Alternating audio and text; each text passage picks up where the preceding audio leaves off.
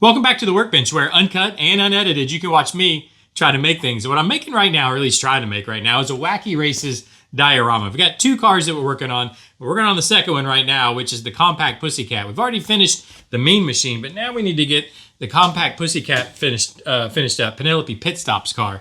And we are specifically working on the interior, which includes the figure. So I've been working on the painting or the blocking in of the figure herself. The mold is not good, but we're working with it. We're gonna make it look as best we can. Pretty much just need to clean up the goggles, a little bit of her helmet there, and then kind of work in the face a little bit. We're gonna do that today. And then we'll hopefully be able to go ahead and get her into the interior. Now, the other part of the interior is an umbrella that kind of sticks out over top of her head. In fact, let's look at the picture. We've got this umbrella here that kind of comes out of the interior. So I'm considering that part of the interior is basically the roof of the car, I guess, really. So I have been working on those parts. If you remember right, I had to do a little body work on some of the parts, which I have done. I've got that finished, and I've got the umbrella parts. So let me go ahead and pull those loose, painted in white. So now we can get these actually finished up. I also we've got these little back, I don't know what these are, the ground effects of the car. These kind of stick out the back of the fenders. I've got the bodywork finished on those, as you can see. Or when I say bodywork, all I did on these was fill in the seams. You could really see the seams, and they're going to be, in fact, let me bring the body over and we can take a look at it. You know, they're going to be sticking out the back side here, so I really didn't want those to be showing. They'd glare at you if you saw them. So I went ahead and removed those. Basically, I did the bodywork, primed it, and then resanded again. Because once you spray that primer, you start to see little tiny imperfections. So I've got those tiny imperfections now cleaned up. So these will get another one light coat of primer, and then I can paint them yellow. But let's just set those aside for now. I'll do that in between episodes. What I want to work on today, again, is getting basically the interior finished up. So we'll have that all done. And once the bodywork, or when I say bodywork, the body paint is done, the interior can go right in. We pretty much have this finished. I'm going to try to work on this in between episodes also, try to get the body paint going a little quicker. But let's go ahead and get this finished up. And what I wanted to start with was trying to clean up basically just the face area. I think everything else is going to be pretty okay. I might need to do a little bit of pink touch up, but let's see if we can clean up those goggles first of all. Where's my white paint? Here we go. I went ahead and painted in, as you can probably see, I painted in the lens part of the goggles a light blue. I think that looks nice for her goggles. But now, since I filled in that light blue, I just need to retouch up the white around the outside, which should give us that nice clean look. Again, I'm just going to very lightly try to come in and paint. It's basically the goggle. It has like a ridge here that I can paint the tops of. Well, hopefully. I might have to go, let me do this. Let me clean that brush. Let me go to a little bit thicker brush so I can hold a little more paint in it. There we go. This side's the one I had a little trouble with before, so I want to try to be very careful and not overpaint it. It overpainted on me last time.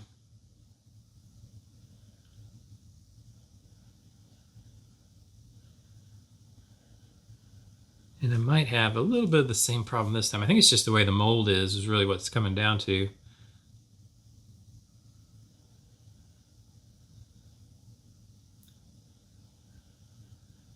Okay. This side just needs a little touch up right here on the side. Not too bad. I'll clean up above the goggle there, but actually I think that looks pretty good. I think I can work with that. I just need to touch up the dark pink right above the goggle there.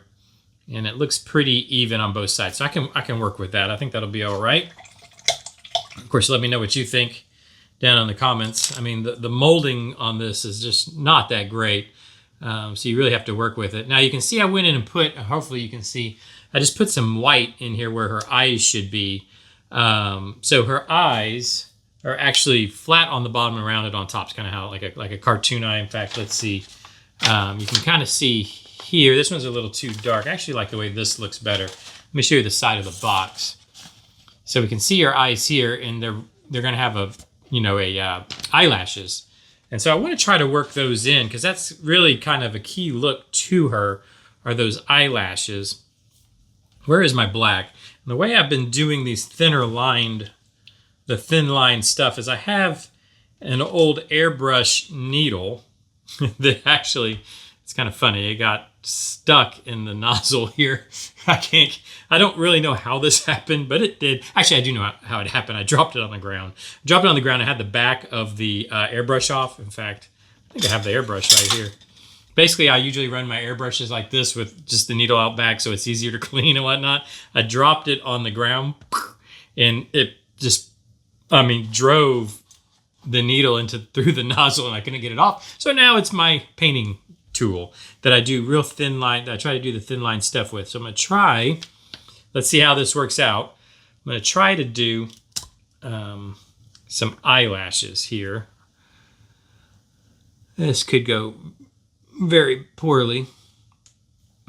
Let's see if I can I want to kind of just go across the top of the eye. Like so, and then kind of come out, get a little bit more paint, and then just kind of come out the side.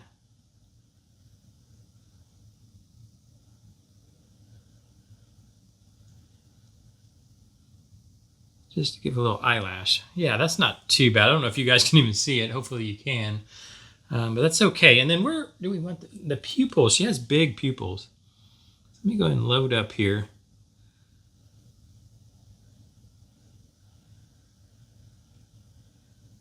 If I can get some paint. It's the thing with this needle is it does not hold paint very well, and that's kind of the point.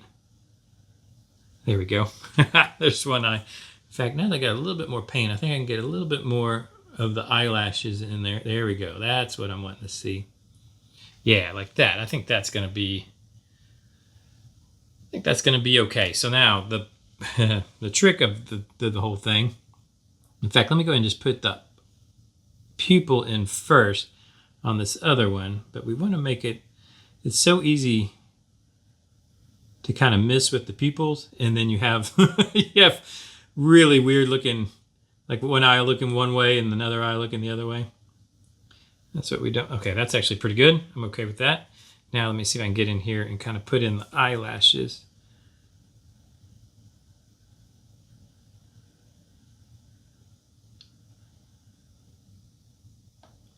Really just want to kind of give the impression that that's there. I kind of smeared her eye, kind of smeared her pupil a little bit, I think, but I can probably touch that up. I don't think that's too bad, actually. This is the side we're going to actually see, really, and then this side, I might try to touch up just a little bit, but I think that's going to be, I'm okay with it. I don't want to overwork it because I think I'll just really mess it up.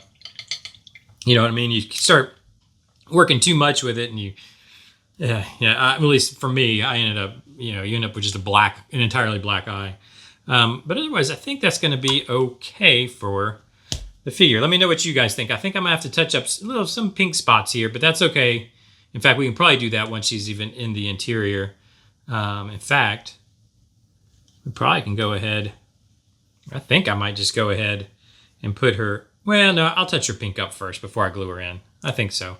Might as well do it right. Now, the umbrella. Where'd our picture go? So the umbrella, and the reason why I sprayed it white is the stick is white. And then, of course, there's white stripes. It looks like to me, this part here, the bottom ruffle kind of part, is the darker pink, like we're doing these scallops.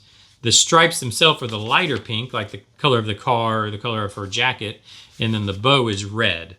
So I tell you what we can do first. Let's just real quick like. I'm just going to brush it in, I think. And I had to put the bow on so that I could clean. There was seams here, so I had to pinch. I had to put the bow on first. Like if I could have painted the bow, sprayed it red with. And I could just tape this up and spray it. You know what? That's what I'll probably do. Let me do that. Do I have?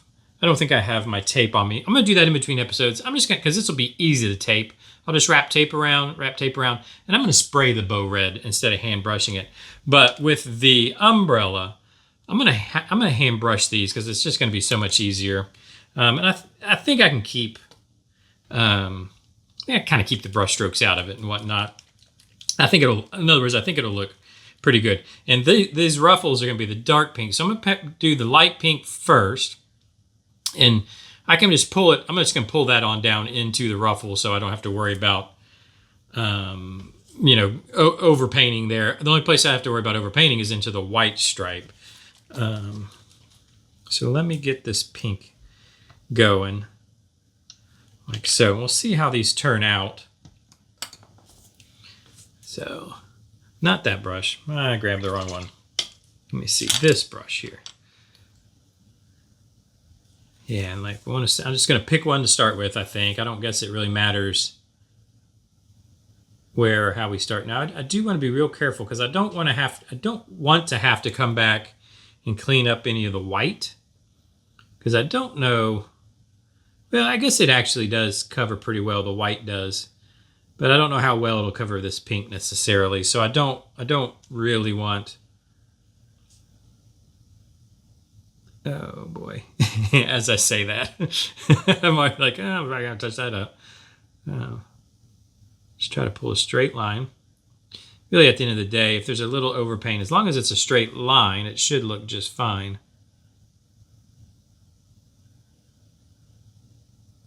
And I know a lot of times when I do those lines, I want to come in and kind of paint it like in little pieces, but really you should start and just pull, like you're pulling a pinstripe basically. So in other words, start at one end and pull it all the way across. And then, like I said, even if there's a little overpaint, in other words, you go outside the line a little bit, at least that line is straight and you'll never notice it, And I think that actually looks pretty good. And I'll just kind of, like I said, I'll just fill in down here. I'm not too worried about painting outside the lines down here because I'm going to push pink to there. The darker pink, I should say. The color of her helmet will be painted. This is what color the ruffle is going to be. So we'll be able to come to that pink down there. So let's see. Let's try this again. So let's go right here to our starting point and just pull a line all the way in. Okay. There's a air bubble. That's the main thing to try to keep out of it is the little air bubbles that can form sometimes. Let's go here. Hopefully you guys can even see what I'm doing. Start at the line and come all the way to the end point, and there you have a straight line. And like I said, that's probably a little overpainted. In other words, a little further, but it doesn't matter. Because it's straight, so it's really not noticeable. And then there we go. That's that pink. This needs a little bit of a filling in right there. Yeah, good. So I think I could just do this however many times it's going to take here. I don't know if we want to sit here and do this together. It might get a little boring to watch me paint stripes all the way in. There we go. But I'll do one more, I think.